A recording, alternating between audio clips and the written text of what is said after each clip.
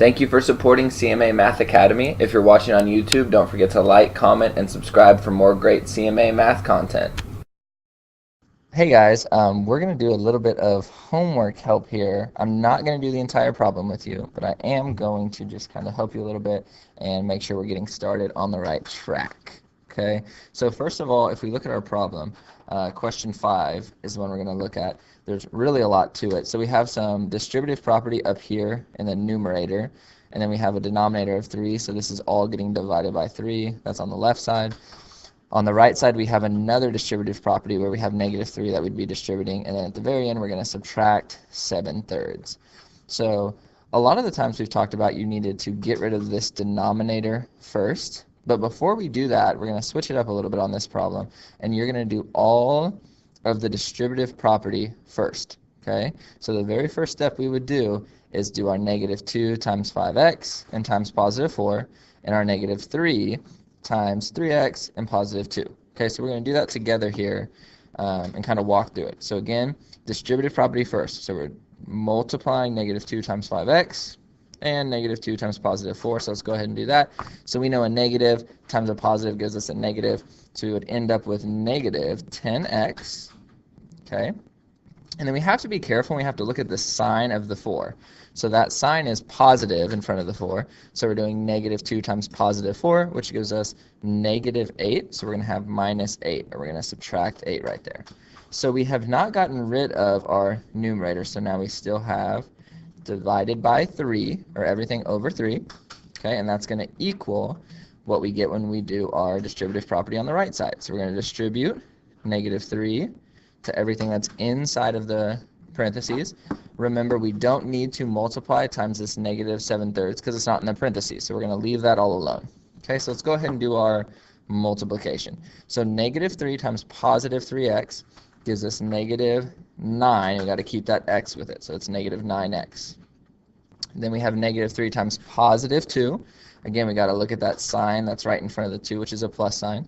So -3 times +2 is -6.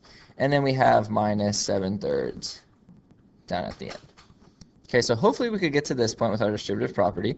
I'm going to go ahead and split my equation here down the middle, and we'll talk about the next step and maybe one more, then I'm going to let you work, and I'm going to leave you from there.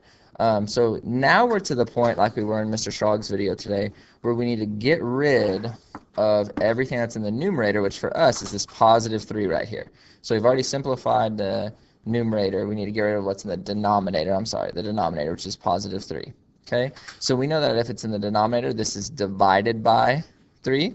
So to undo that, or to do the inverse, we multiply by 3, which is what we did in our video today with Mr. Schrag. So we're going to multiply. I'm going to switch colors here. We're going to multiply all of our left side times 3. Now remember, when we do that, we don't actually multiply the numerator. So -10x minus 8 stays the same. We don't mess with that. Don't multiply that by 3. The 3 is just to undo or to get rid of the 3 in the denominator. So for us, what that does is cancels these out. Okay?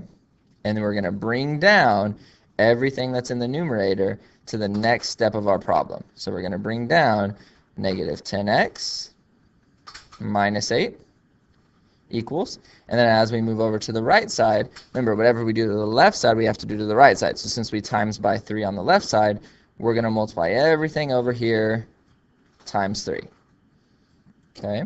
Now again, like Mr. Schrag said in his video, this is just like the distributive property. So we're multiplying everything in our parentheses times 3.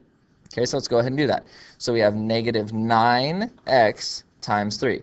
Well, again, we know a positive and a negative multiplied together give us a negative, and 9 times 3 is 27. So we have 27x, -27x. Okay, then we have -6 times 3, which gives us -18. And then finally, we have -7/3, or 7/3, times 3, which gives us 7. Since our 7/3 was negative, we have a negative sign that's in between. Okay, so we end up with -27x minus 18 minus 7. So on the right side, we have some things that we can combine, some like terms. So the first thing we'd want to combine is -18 and -7. So here's where I'm going to leave you. So you're going to go ahead and combine negative 18 and negative 7. Okay, so that's the first thing you're going to do here. That's number one. The second thing you're going to look for is you're going to look for the smaller variable. Okay, so you look for the smaller variable, and that's what you're going to move next. Okay, and then step 3, if your smaller variable moves left, you move the constant to the right. If the variable moves to the right, you move the constant to the left. So you're going opposite directions. So then we're going to move the constant after that. Okay, and then really you're just solving it from there. So hopefully this at least helps you get a good start. Remember, the goal for today is just to try this problem. So you got to come with something tomorrow. Okay? All right, good luck.